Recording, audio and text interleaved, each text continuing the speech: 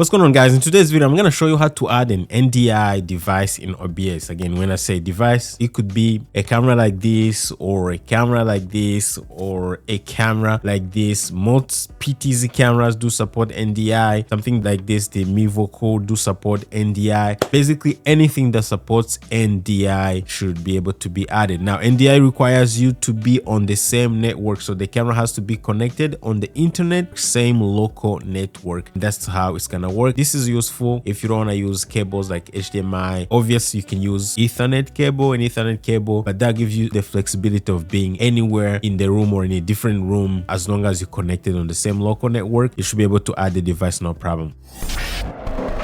By the way, my name is Sam. You're watching our production tips and tools. So in OBS, how it's done, you're gonna need a plugin to be able to bring in an NDI camera. You can go to Google and just type in NDI OBS plugin. The first one that shows with obsproject.com, click on it, and then what you need to do is you need to go to download. Okay, obviously I'm gonna leave a link down below for you guys so you can access it directly, and then you're gonna go here to github.com. This is where it's gonna take you. Scroll down and go to where it says assets, and then if you are on Windows, you want to make sure you get the Windows installer. If you're on Mac, you can get the Mac installer. If you need a portable version, you can do that as well. So I'm on Windows, I'm just gonna download that, the Windows installer, this one right here, and then as it downloads, it's gonna show up here. So I'm gonna open it. It's gonna show up in my download folder. Double click on it. Again, you want to make sure OBS is closed when you install it. Just click yes. I'm just gonna show you the whole process on how to install it and follow instruction. Click next. If you had it already installed, I had it already installed, so it's gonna ask me for I want to clean up, so it's gonna remove the previous version. Also make sure you have the most up-to-date OBS installed on your computer. So right now it says that it is installed. So next up, we're gonna go ahead and open OBS. Right now OBS is open. We're gonna go ahead and click any source. So basically I already have some cameras in here, right, connected, just my webcams, but you want to make sure you add a new scene, so we can call it NDI camera,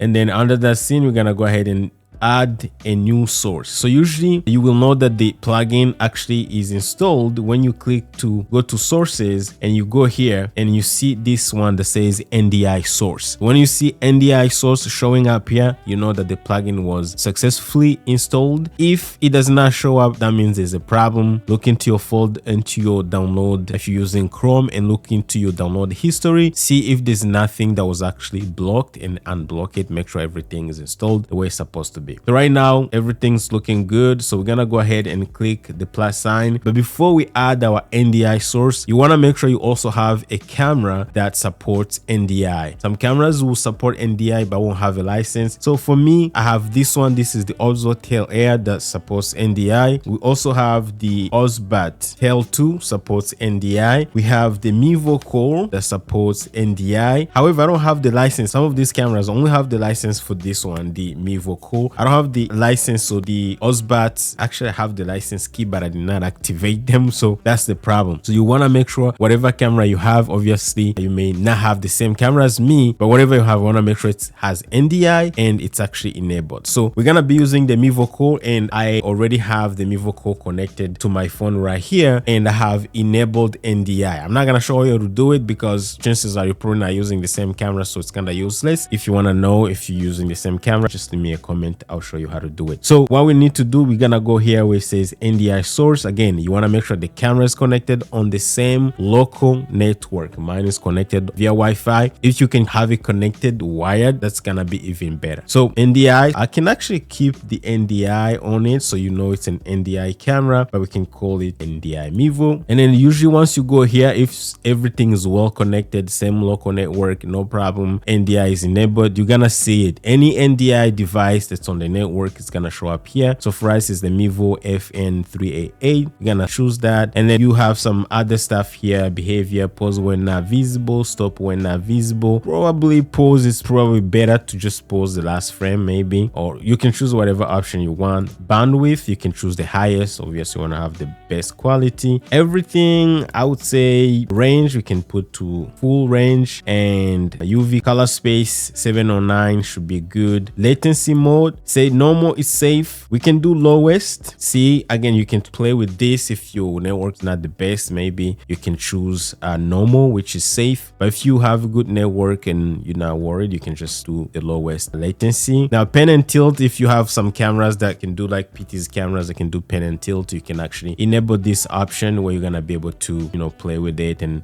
do some penning and tilting. But this one, the one that I'm using currently, does not have the pen and tilt, so it's the Mevo Cool. This is what it looks like. So I have a second one right there, and that's pretty much it. Click OK, and as you can see, we have our NDI source coming in, no problem. All right, so as you can see, it's actually really good. It's actually really low latency, very good. Right, again, you want to make sure it's wired if you can. Wireless is possible, but wired is gonna be more stable. So this is how it's done, guys. However, this is only possible on a local network. But what if you wanted to add a camera from anywhere in the world using internet, but not having to be depending on your local network? To do that is actually possible. You need to use another protocol called SRT, and that's supported in OBS. You don't even need a plugin. It's natively supported, and in my next video I'm gonna show you exactly how to do that. So if you are curious, it's super cool and low latency. Check out the video right here where I show you exactly how to do that. Take care.